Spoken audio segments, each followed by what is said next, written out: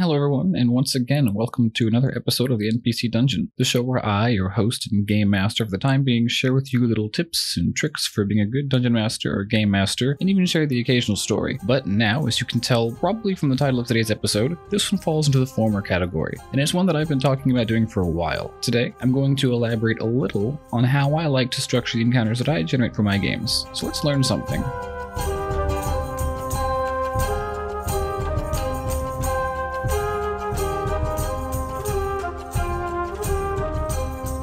So, no matter what kind of game you're running or what your style is, it's probably useful to organize everything your players do, at least in your head. I realize things can get a little hectic once they're actually put into practice over the table, into distinct and discrete encounters. You'd be surprised just how much of an individual encounter might depend on your style or the kind of game you're running, but more on that later. For now, we're going to start at the beginning, and that is my first tip: find somewhere to start.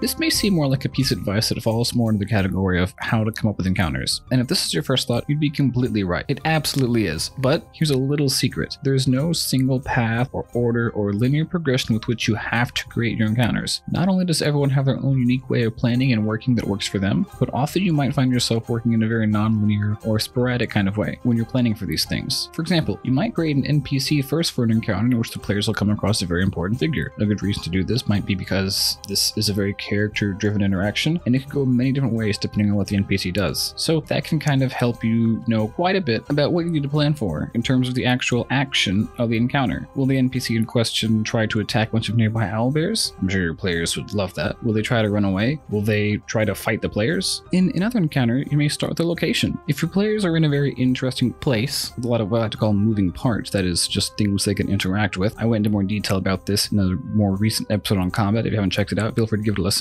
The place the party is located can play a huge role in what kind of encounters can happen there, and again, give you lots of inspiration about where to begin. What I'm trying to say here is that while yes, finding a place to start does help you generate ideas for encounters, the same idea lends itself very nicely to structure. Essentially, these two concepts, the idea of generating ideas and structuring them, are very interconnected and related to each other. The kinds of ideas you generate will help dictate the way you decide to structure it, and the kinds of structure you use will help you generate ideas. And this whole idea about structuring encounters isn't just limited to the encounters themselves. It also pays to think about how your encounters fit together. Once you start thinking about that, then you can really start having fun with logically piecing everything together. Think of it like a puzzle. Then it will be completely obvious what kind of encounters you need to be running, how best to structure them given your party and current arc of whatever campaign you're running, and the kinds of structures and encounters you might want to be saving for later. And that's precisely why, well, one of the many reasons why, I say just to start somewhere. You can sit around for hours and hours and hours just trying to come up with an idea, but I find, at least for me, that it's best to just start writing it down. Don't be afraid to have a bad idea. This is D&D. You're not writing a book. You don't have to hold yourself to any kind of high standards, just have fun. And guess what? If your idea sucks, that's fine. No one will see it. That's the benefit of starting somewhere and writing these ideas down. You get to look them over and review them yourself before implementing them into your games. And besides, when you write something down and really begin to consider the idea, you might branch out and come up with something completely new. When you have your finished product, I want you to look back at the first idea that sparked it and look at just how different and unformed at the time the idea was compared to what you have now. No matter how bad an idea may sound, if it's what's in your head at the time, at least acknowledge it. And if you don't end up using it, that's fine. What you have now is an encounter that you can save for later or for an unexpected player decision. Not only might it be better than you might think, but it may also ignite a bunch of new ideas that you haven't even considered before. And I know, all this sounds a bit heady. It sounds kind of in the clouds a little bit. And yeah, I'll admit it is. And that's because this episode, I'm trying to give tips and little pieces of help to hopefully help guide your thinking. That's the point of this episode, to give you tools and help guide how you think about making and structuring encounters. That's really the heart of what structure is, at least in this sense, right? A way of thinking about these things. But to make things a little clearer, I'm going to cover an example. I'm going to talk a little about how I do this. Where do I start? Well, as I said earlier, this does kind of depend on the encounter, but since what you end up with will probably end up being so different than where you started, at a certain point, it kind of just comes down to personal taste. So find what works best for you. But where I start, I touched on this a little bit earlier, is the location of the encounter. That's just what helps me generate ideas. But there are other places to begin, of course. To name a few, you might, for one, go with what I mentioned earlier and start with the NPCs that will be involved. You might start with the kind of adventure the party is starting, or if this is the beginning of an adventure, you might even think about the hook. I have a whole episode on adventure hooks in case you want to check it out. You might start planning by thinking about combat that could happen, or even by thinking about a kind of puzzle you want to give them. But as I said, I'd like to start with the location. Let's say my players are wandering through the desert for some reason. What kinds of things may they want to cross or want to do in the desert? Well,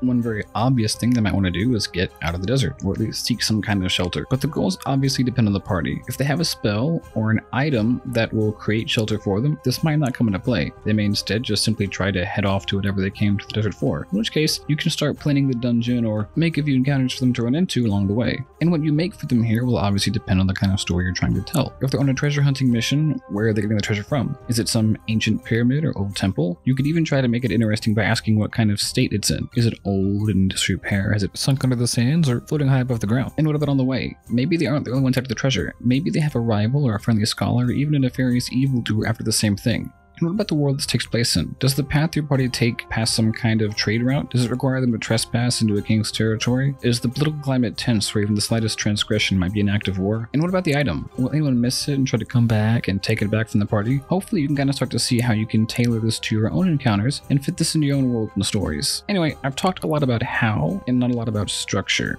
And there's a reason for this. I kind of set myself up in the last section, and now I think I'm ready to go over the basic structure that I use when I plan for my own encounters.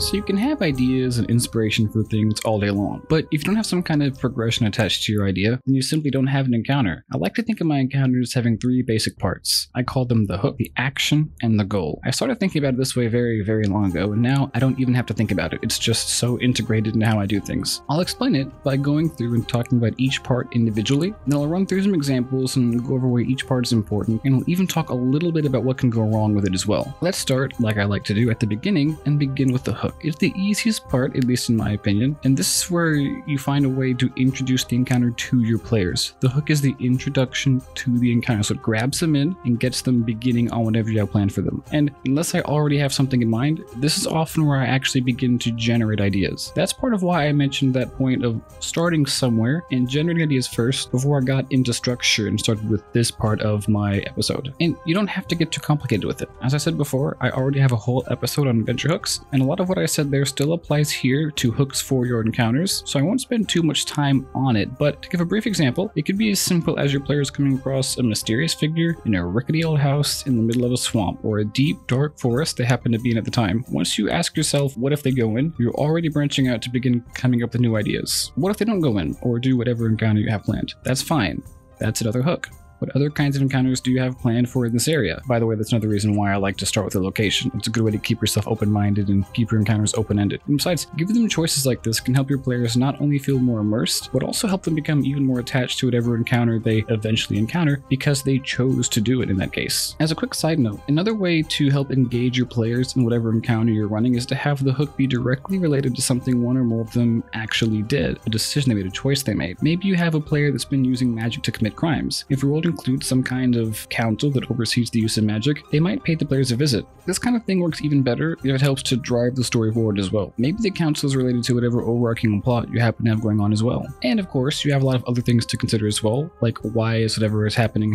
What might the players do? What are your players and the other actors in this encounter trying to achieve? But that kind of stuff is really more related to the action and the goal points I mentioned earlier, so let's move on to those. I'm going to move on to the goal next, and this might seem kind of strange, like I'm kind of just skipping to the end, but like I said earlier, once you know what's expected out of the encounter and where it may end, it becomes very, very obvious what you should do and what you shouldn't do. Once you put a goal or a set of goals in mind, it becomes a little easier to plan for whatever craziness your players might try to pull and wherever the action might take you. So what do I mean when I say goal? Well, it's just that. It's whatever your players will expect to get out of the encounter and what they'll try to be doing and achieving while they're there. It's what guides the action and what guides the player's actions. More relevantly put, it's the reason why they seek out the encounter or partake in the encounter if they didn't intentionally seek it out in the first place. If you keep planning encounters that your players sidestep with no effect on the plot, It could be there's no goal. You might have noticed this goes right back to the hook, and as I said, all these ideas really are connected after all. And just like with the hook, you don't have to get too complicated with it. Their goal can be as simple as getting to the other side of a bridge. In this case, the hook will probably be whatever's on the other side. You could even go as far as to make the goal more character-driven, and I highly recommend this. Maybe one of the player's characters'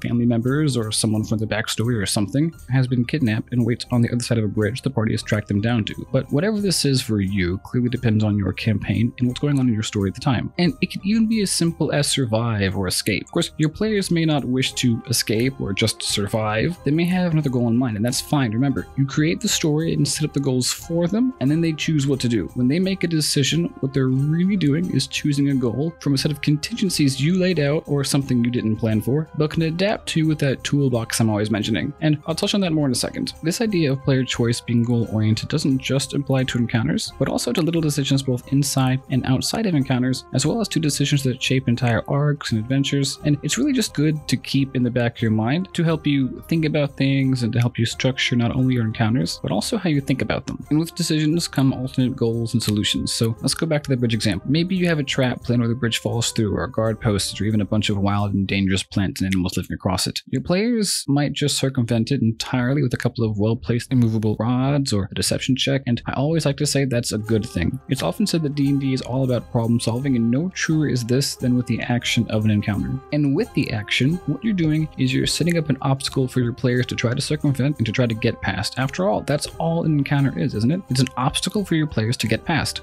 Once we realize this, once we accept this, and once we start thinking about these encounters in this way, it becomes much easier to plan for and react to whatever your players might decide to do. And in the spirit of exploring as many facets of an example as I can, or what some might call beating an example to death, let's go back to the bridge. Let's say you get really creative with it. Let's say you have a creature that somehow ends up knocking the bridge over. Now, how this happened notwithstanding, what might your players want to do here? They might try to interact with the beast and see if they can get them to bid them right across. They may also just fight it, and they may do any other number of things as well, depending on the kind of party you're dealing with, the environment they're in, the goals they have in mind, the things they may learn and encounter here, and just whatever quest or arc they're on at the time. But of course, you can't plan for every single decision or choice your players might make. I mentioned player craziness earlier, and here's where I'm fully going to elaborate on it.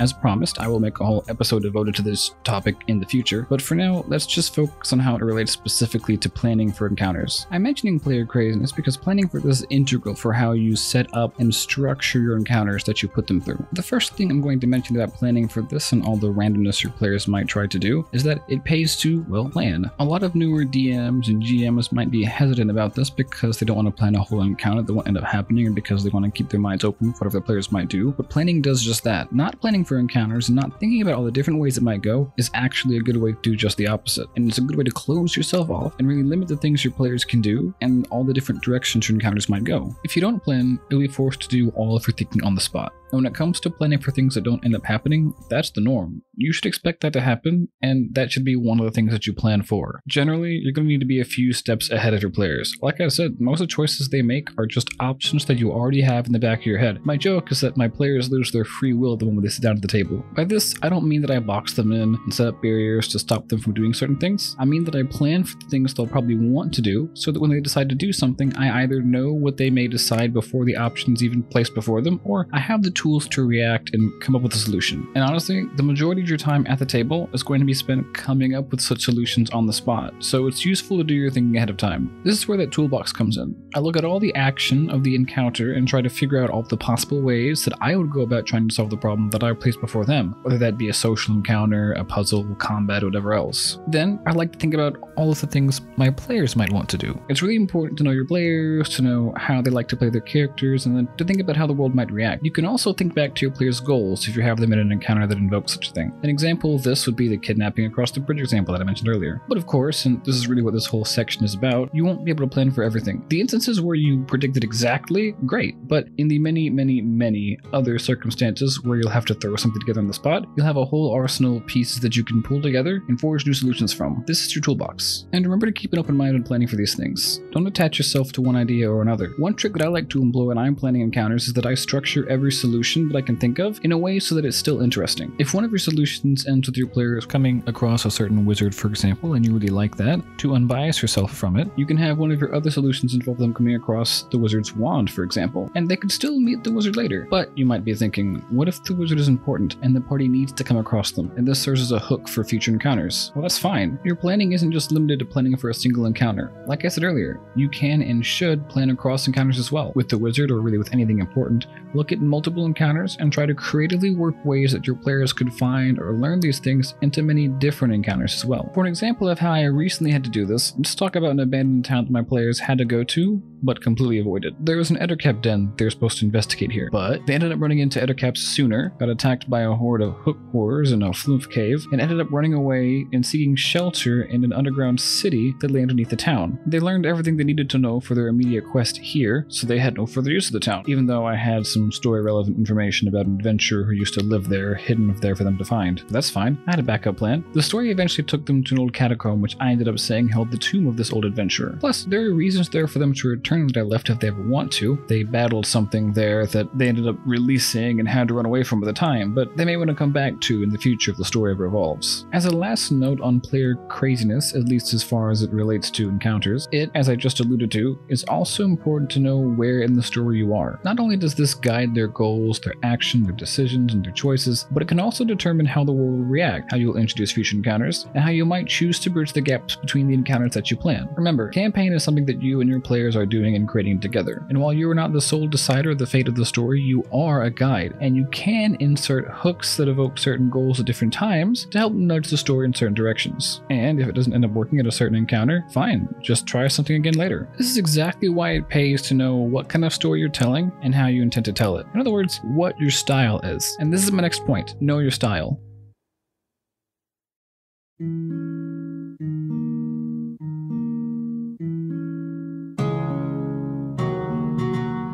I know I have a lot to unpack here, so let's start with what I mean by your style. Obviously, every DM and every GM has their own way of doing things that works for them. I mentioned this a little bit earlier, but you may also have a certain way that you want to tell a story, and this way, whether it be the way you like to do things or the way you like to tell a story, is what I'm referring to here when I say style. So what is this way? Well, there are two main ways or two main styles that I like to characterize campaigns, and they are episodic and serial. Episodic campaigns, in their truest, most stereotypical form, feature a loosely connected series of sessions that each exist on their own, and you don't need to know any overall story or anything because there really isn't one. Serial campaigns are just the exact opposite. They're completely governed by one overarching story. Often, they're more linear and they aren't separated by major adventures. You could think of these as being one big adventure. Obviously, there are still things that players might have to do, like go to certain locations, rescue certain people, find certain objects, or something else, and you can think of those as little adventures if you like, depending on how long the campaign is. I think that most DMs and GMs fall somewhere in the middle. Knowing where you fall is important. Knowing yourself, knowing your style, and knowing the story you're trying to tell is just as important as knowing your players. And to demonstrate this, I'm going to talk a little bit about my style and how I use that to not only structure my campaigns, but also my encounters and how those encounters are interconnected. And hopefully, by looking at my way of doing things, it'll be easier to then look at how you do things and build off from there. So what is my style? Well, I lean more toward the serial side of things in that there's always an overarching story, but my players come across this story and work their way into the story by means of different interconnected adventures. In some cases, loosely connected adventures until they are fully immersed in whatever's going on. In that way, it's also kind of episodic in that I'm stringing together adventures rather than sessions. This also gives my players just a little bit more freedom and even helps me plan. That's just what works for me. And this helps me by enabling me to then look at my encounters and categorize them. I encourage you to do the same. This is one of the many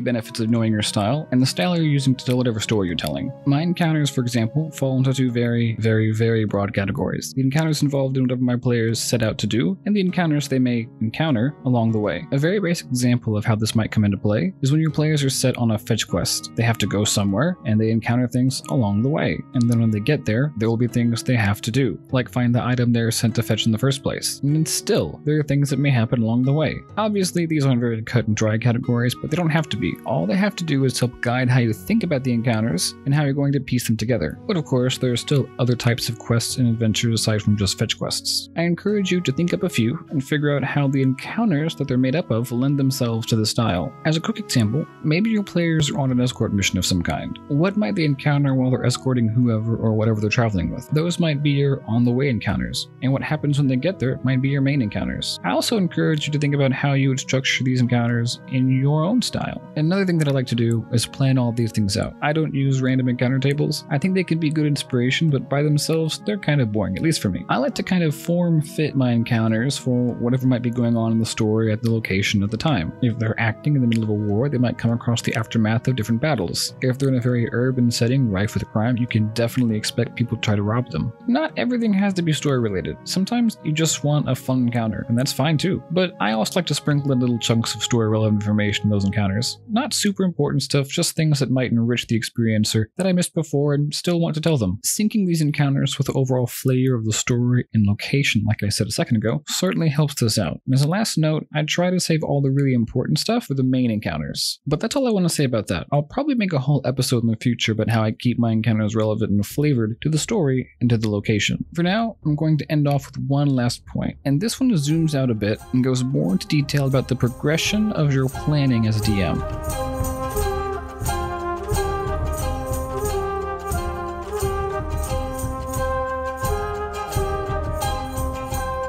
For example, when I was first starting out, I would plan so much specific detail on how my players would come across and find different encounters. I got really in depth with the location, making sure every single spot had an encounter for it, and every encounter had its spot. I would make entire maps that my players would never even see so that I could track where they were and what they would run into. If they were in a forest, I knew what was going to be behind every tree, for example. I eventually found that this method kind of slowed things down a bit and was more than a little bit too rigid for me. Now, on the other hand, I still do go into great detail when trying to plan for example, the dimensions of things so that my players know what they can do, where they can go, and what they're not able to do. But for the locations that my encounters take place in, I don't anymore. I'll think to myself instead, okay, on the way to this thing, they're going to go through here, and this is happening, so I can have encounters X, Y, and Z occur. I describe the locations, and then introduce the encounters. Like I always like to say, don't overthink it. And I find that even though I don't do this anymore, it still very much so helped shape my current style. I encourage you to try this out and see if the style works for you, and if it doesn't, that's fine. Examine what does and what does not work for you, and then go from there. So that's it for today. I hope this helps you plan for whatever encounters you happen to be planning for at the time. As always, I try to explore as many avenues as I could, and I even open up a lot of possibilities for future episodes. I upload new episodes on Fridays, so join me next Friday where I'll be telling an old ghost story about a few of my players who decided to explore a graveyard that wasn't quite as dead as you might expect. Until then, let's learn something.